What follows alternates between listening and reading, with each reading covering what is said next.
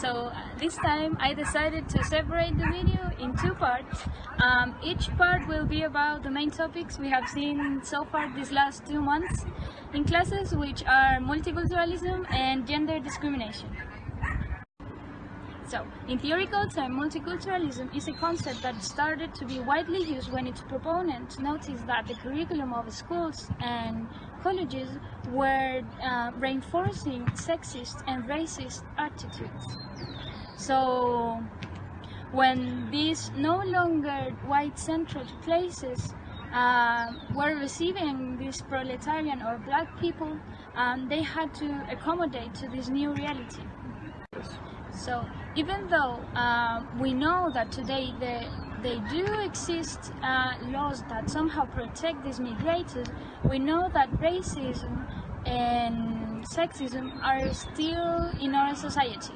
For example, if I make people choose between a white blonde rich man and a black poor woman from IT, I bet that more than 50% of the people would choose the blonde man, not only because of his well-off position in society, but also because of his skin color. So how will I, as a prospective teacher, change this reality and change the thoughts in kids and little kids that colored people or proletarian people do not belong to the same places that they do? I'd like to point out that for me, the best way to end with racism is to eradicate the notion we have about the nation we belong to, because if we eradicate or we stop thinking that we belong to this nation, we also stop following certain traditions that make us submissive under the state.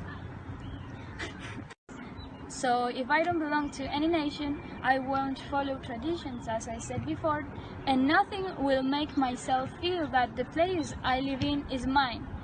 If there is a family that belongs to another culture and this family wants to share the place I live in with me, I won't be bothered, because if the place isn't mine, I won't be annoyed if I share it with other people from other culture.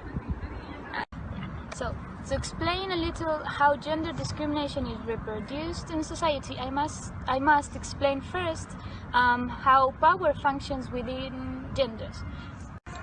So, historically, men have always been superior to women, has been perceived as a gender superior to women in social, cultural, and economical terms. The special status men have gives them the conscious and unconscious chance to treat women as sexual objects and to slave and so on. So sometimes I question myself if I have to blame men for living under a chauvinist society. But of course it's not their fault, but it's their responsibility to become aware of the situation and also to reject their benefits as men. Now, I'd like to talk more personally. I consider myself as a feminist woman who fights for the liberation of women around the world, and it's also important to mention that my goal is not to achieve equal job opportunities or salary between men and women, because this is also under a capitalistic logic. And I fight not only for the feminist fight, but also for all the ideologies they have imposed to us since the moment we are born. And following this idea, I protest in favor of any woman in the world who is in the right to decide over her body, her sexual orientation and sexual life, and etc. And obviously also for the woman who is in the right to make the feminist fight only a woman thing.